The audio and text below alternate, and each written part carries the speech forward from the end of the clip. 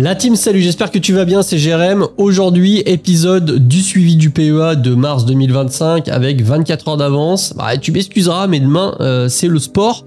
J'aurai pas forcément le temps et puis j'ai envie de te dire, de toute façon, les performances sont tellement dégueulasses en ce moment que ça changera quasiment rien. Donc, installe-toi confortablement, sors les popcorn, prends le Coca-Cola. Non, prends pas le Coca-Cola, ça te défonce les dents.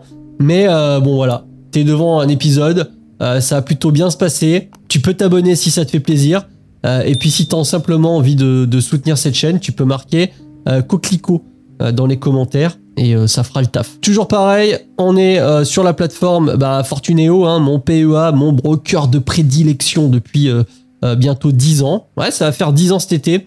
Donc si tu as envie d'ouvrir un compte chez eux, tu peux bénéficier d'une affiliation en ce moment. À l'instant, je te fais cette vidéo, c'est encore une centaine d'euros, donc à regarder dans les CGV. Bref, tu as un code de parrainage dans la description et je te l'affiche à quelque part. Tu peux tout simplement gagner un petit peu de pépette. Alors, on en est où? Eh bien, on en est que, tu le vois là, je suis sur la valorisation de mon portefeuille. On est à 7968 € et tu vois que le LQQ se prend encore une fois une petite tartasse puisque on prend un moins 6% tout pile en daily. Ça fait partie du jeu, ma pauvre Lucette, hein. Quand tu es exposé comme moi sur des ETF à levier, écoute, il faut aussi être au courant que parfois ça peut pas très bien se passer, voire même très mal se passer. Je t'encourage pas à aller sur les mêmes ETF que moi. Là tu le vois dans mon portefeuille, c'est toujours pareil, la ligne ASML, parce que quand même j'estime que c'est une bonne société. J'ai mis 2-3 billes dedans, on est à un petit peu moins de 2000 € de valorisation. Et puis sinon, mon DCA sur le LQQ. Et tu vas voir à la fin de cette vidéo, je vais te partager un petit peu mon mindset du moment. Donc si ça t'intéresse de savoir un petit peu ce qui se passe dans la caboche de Jérém, tu peux rester jusqu'à la fin de la vidéo. Mais sur le LQQ, eh bien on est à 6 unités. Donc si tu sais calculer, en tout cas si tu sais compter jusqu'à 6, tu t'apercevras que par rapport à la dernière vidéo et au dernier suivi PEA, eh bien il y en a 2 de plus. Pourquoi? Parce que ce mois-ci, j'avais plein de thunes. Et du coup, j'ai mis 2000 balles. 2000 balles de plus sur mon PEA, ouais. Ouais, je sais, je suis un bonhomme, quoi. Donc, 2000 € de plus en DCA.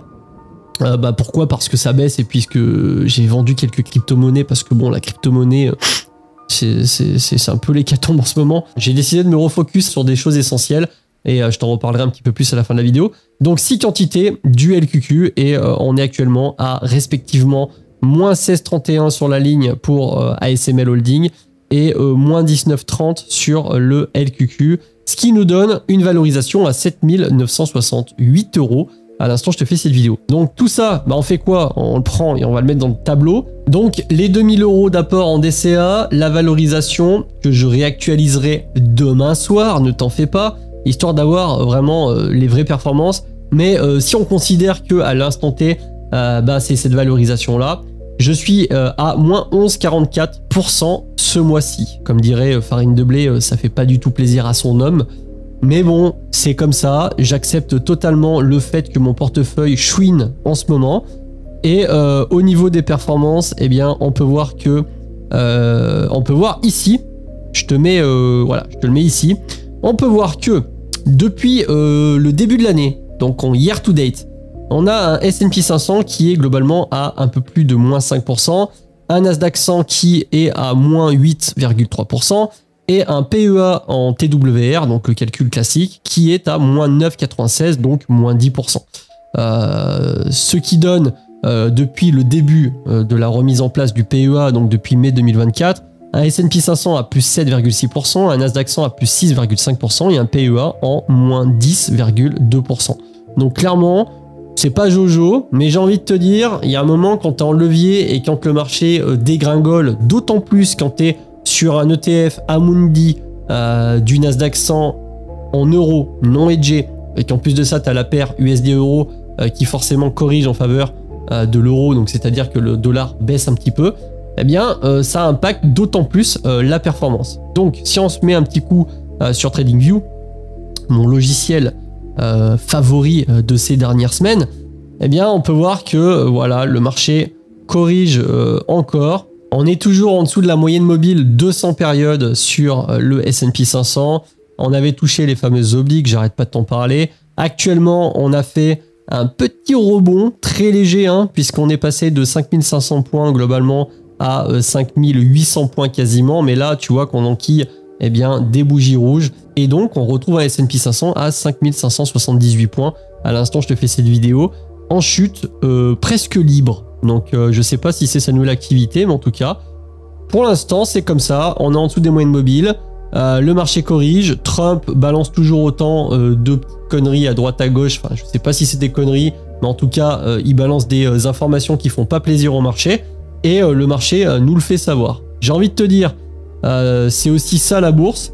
Ça peut pas monter uniquement en ligne droite pendant des semaines et tout le monde gagne absolument de l'argent en faisant n'importe quoi. Ne panique pas si tu es sur des ETF, d'autant plus si tu es sur des ETF classiques. Eh bien, je t'encourage à tout simplement continuer ton DCA. Les choses simples, parfois, ce sont les choses qui fonctionnent le mieux. Pour ce qui est du Nasdaq 100, eh bien, j'ai envie de te dire, c'est un petit peu pareil. On va mettre un petit coup de règle par rapport au plus haut. On est actuellement à moins 13,2%. On est également en dessous des moyennes mobiles de 100 périodes.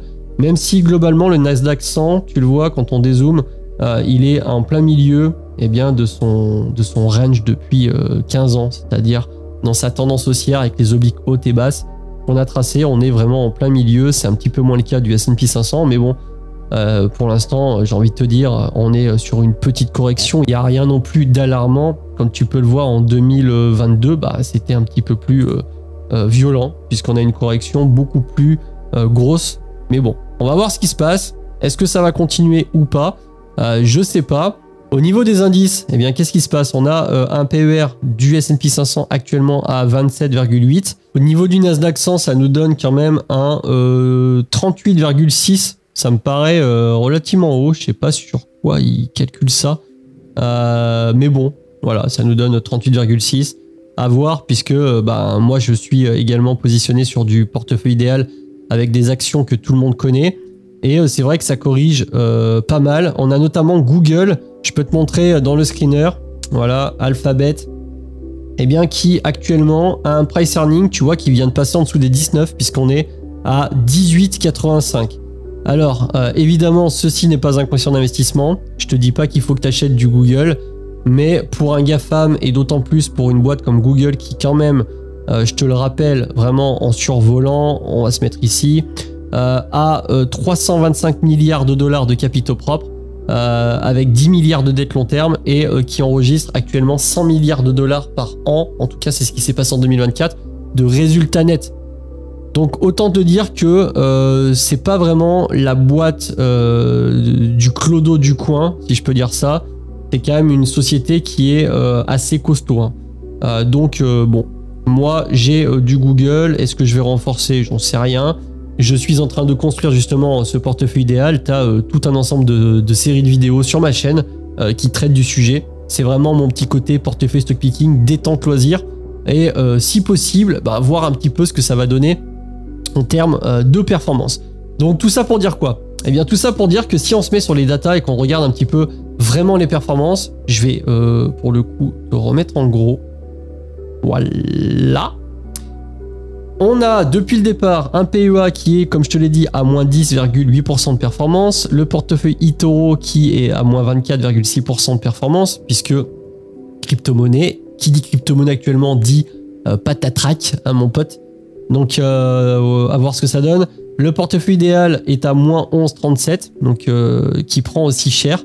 Et le S&P 500, sachant que évidemment, moi j'ai des CA et j'ai renforcé des positions, et le S&P 500, c'est le S&P 500. C'est pour ça que c'est complètement compliqué de battre la performance du S&P 500. Mais le S&P 500 depuis mai, en tout cas depuis que j'ai commencé à refaire mon tableau, est à plus 2,07%. Et au niveau du graphe que je t'affiche ici, eh bien, on retrouve les différents portefeuilles. Donc, chose qui frappe, la courbe verte, qui est le portefeuille eToro action hybride crypto-monnaie, qui a fait un plus 50%, un grand plus 50% en novembre, et qui actuellement racle le sol puisqu'il est à moins 24%. Et je t'ai clôturé la plupart des positions sur eToro parce que je sais pas où on va et que j'ai pas forcément envie d'avoir un capital qui se retrouve à zéro. On a en rouge le S&P 500, donc au final c'est celui qui est De manière générale, le premier, voilà, c'est le portefeuille, en tout cas c'est l'indice qui surperforme les portefeuilles et qui actuellement, comme tu peux le voir, est en positif à plus 2,07%. Et on a voilà, le portefeuille idéal et le PEA qui sont respectivement à moins 10,08 et moins 11,37 et qui du coup accusent un retard de plus de 10, 12, 14% de bêta. Enfin, en tout cas, ça sous-performe de plus de 10% pour l'instant le S&P 500. Alors, c'est en fait normal sur le PEA puisque je suis en levier. Qui dit levier dit forcément quand ça monte, c'est cool et quand ça baisse, c'est beaucoup moins cool. D'autant plus que j'étais sorti sur le mouvement de l'oblique et je suis rentré lorsque Trump a pris ses fonctions. On le sait, depuis ce moment-là, eh bien avec les annonces, les marchés ont corrigé. Maintenant, je me fais pas de soucis, j'ai pas énormément d'argent dedans, j'ai pas mal de trésor pour renforcer mes positions. C'est ce que je vais faire. Et maintenant, on va parler un petit peu de globalement, qu'est-ce qui se passe en ce moment, comment je visualise la chose, qu'est-ce que je fais de mon côté sur les différents portefeuilles. Eh bien, je te dirais que je suis en train de me recentrer sur des choses vraiment simples qui fonctionnent, qui vont pas forcément vite, mais qui au moins ont le mérite de donner un minimum de performance sans trop de prise de tête. Donc, ces choses-là, qu'est-ce que ça va être? Ça va être que tu DCA sur un portefeuille et si tu veux jouer du timing, il faut le faire uniquement sur les très gros mouvements et de manière générale, il vaut mieux tout simplement faire de ce qu'on appelle de l'accumulation, c'est-à-dire acheter des ETF, avoir un maximum d'unités et adverra qui verra. Donc c'est un petit peu comme ça que je vois le truc. De mon côté sur la partie crypto-monnaie, eh bien je te dirais que plus ça va et plus je suis en train de devenir voilà, un investisseur qui croit en Bitcoin et qui va DCA uniquement sur Bitcoin. Je suis pas en train de te dire que j'achèterai plus jamais d'autres crypto-monnaies, mais en tout cas sur du long terme, je ne crois que en Bitcoin au niveau crypto-monnaie. Donc c'est ce que je vais faire. Je vais continuer mon DCA sur le Bitcoin et les cryptos annexes. Je verrai un petit peu ce que je fais suivant les cycles et où on en est par rapport au cycle. Mais ce qui est sûr, c'est que je ne jouerai pas forcément avec tout ça.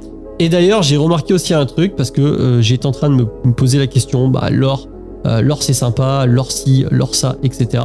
Et là, à l'écran, d'ailleurs, je te partage un petit comparatif entre le Nasdaq 100, le S&P 500 et le gold.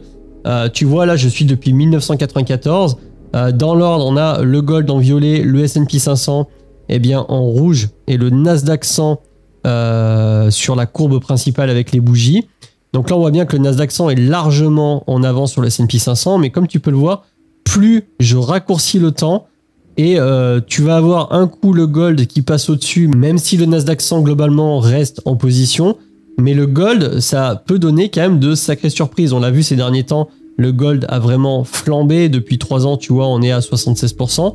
Mais depuis le début des années 2000, tu peux voir que, mais en tout cas, si on regarde depuis 2000, eh bien, on a bien le gold qui est en première place avec respectivement plus de 1000%, donc 1029% de performance, contre 454% sur le Nasdaq 100 et 281% pour le S&P 500. Donc là, si tu veux, je suis vraiment en train de me recentrer sur des choses simples, c'est-à-dire des actifs qui tiennent dans le temps et dans lesquels j'ai vraiment confiance. Et les actifs, tu les as vus, hein, c'est les ETF américains, S&P 500, Nasdaq 100, le BTC et de l'or. Après, au niveau de la proportion, je suis en train de faire mon petit truc de mon côté. Mais voilà, j'ai mon portefeuille idéal à côté pour m'amuser. Mais je vais reprendre un petit peu les bonnes bases comme je l'ai fait pendant plusieurs années où je vais vraiment faire de l'accumulation principalement. Et si j'ai des convictions sur des gros mouvements, eh bien je sortirai de mes positions. Mais sinon, je vais vraiment essayer d'accumuler un maximum. En tout cas, sur BTC, je pense que je vais vraiment passer en accumulation pure et simple sans jamais vendre, tout simplement. Essayer d'en avoir le plus possible. Après, ça reste ma conviction personnelle. Là, c'est vraiment un partage de un mélange d'expérience et de comment je vois les choses. En tout cas, c'est vraiment cool puisqu'on apprend tous les jours. En tout cas, moi, j'apprends tous les jours. Même si parfois, voilà, tu vois ton portefeuille fondre un petit peu la valorisation. Un coup, ça monte, un coup, ça baisse. Ça fait toujours plaisir quand ça monte et ça fait toujours un petit peu moins plaisir quand ça baisse. Il faut pas s'inquiéter. Si tu t'inquiètes trop, c'est que tu es trop exposé. C'est le conseil que je peux te donner. Et puis, j'ai envie de te dire, on verra ce qui se passe cette année. Est-ce qu'on est vraiment dans une année de correction ou pas? Seul l'avenir nous le dira.